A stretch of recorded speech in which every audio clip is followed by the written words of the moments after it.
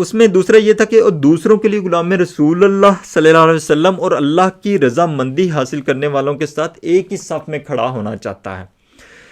تو اب یہ کہ میں اپنے آپ کو بانی نہیں کہلانا چاہتا تھا، میں اپنے آپ کو فاؤنڈر نہیں کہلانا چاہتا تھا.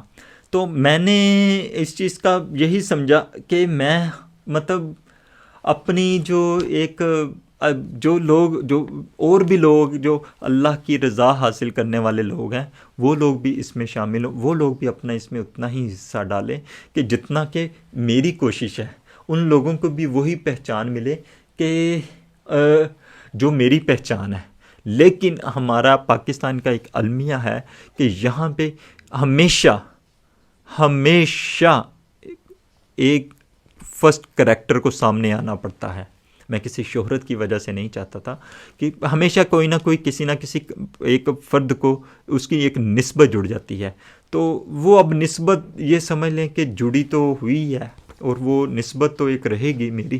تو لیکن یہ نسبت انشاءاللہ تعالی العزیز میری یہی کوشش ہوگی کہ اگر میں غلام محمد بننے میں اگر میں ناکام بھی ہوا، اگر میں اچھے انداز میں اگر میں حقوق اللہ اور حقوق العباد پورے نہیں بھی کر سکا، تو مجھے امید ہے کہ یہ دنیا اور یہ لوگ تو میری نیک نیت اور میری اس سوچ کو کبھی بھی انگلی نہیں اٹھائیں گے انشاءاللہ تعالی العزیز. اور میں اس نسبت کا جو یہ معرفت الہی کے ساتھ میری یہ جو نسبت ہے، اس نسبت کے طفیل انشاءاللہ تعالی العزیز میں اس نام کا خاص خیال رکھوں گا. اور اس نام کو کبھی بھی میری کوشش ہوگی کہ میں اس نام کو کبھی بھی مطلب جو ہے وہ ایک کمزور نہ پڑنے دوں.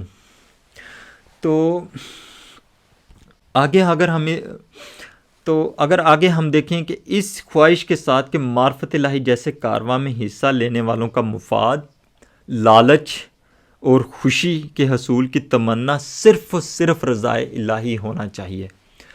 اب یہ کیوں میں نے اس طرح سے لکھا؟ کیونکہ میں نے اس عمر میں ہی میں نے اس چیز کو دیکھنا شروع کر دیا تھا کہ لوگ جب تنظیم میں آتے ہیں یا کسی بھی ویلفیئر سوسائٹی میں آتے ہیں، کوئی شہرت کے لیے آتا ہے، کوئی مال و دولت کے لیے آتا ہے، کوئی اچھے مستقبل کے لیے آتا ہے، کوئی سیاسی سپورٹ کے لیے آتا ہے، کوئی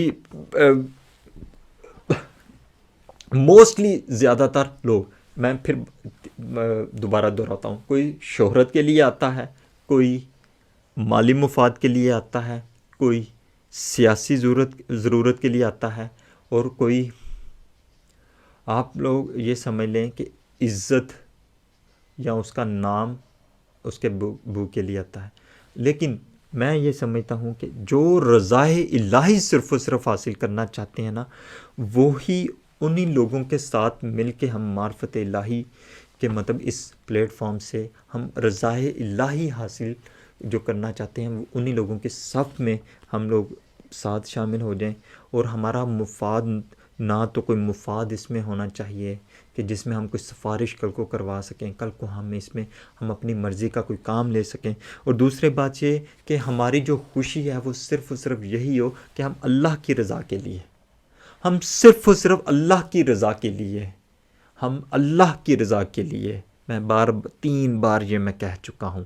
3 بار کہنے سے تو نکاح بھی، ایک بیوی بھی آپ کے اوپر حلال ہو جاتی ہے. تو میں یہ 3 بار کہہ چکا ہوں کہ صرف و صرف اللہ کی رضا کے لیے.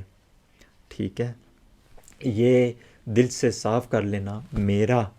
یہ اسی لیے میں نے کہا تھا کہ یہ غلام محمد میرے لیے ہونا، میں تو ان کی غلام محمد کے بھی میں نوکروں کا نوکر، میں مصطفیٰ کے بھی نوکروں کا نوکر، حضرت مصطفیٰ صلی اللہ علیہ وسلم، حضرت محمد صلی اللہ علیہ وسلم کے بھی میں نوکروں کا نوکر.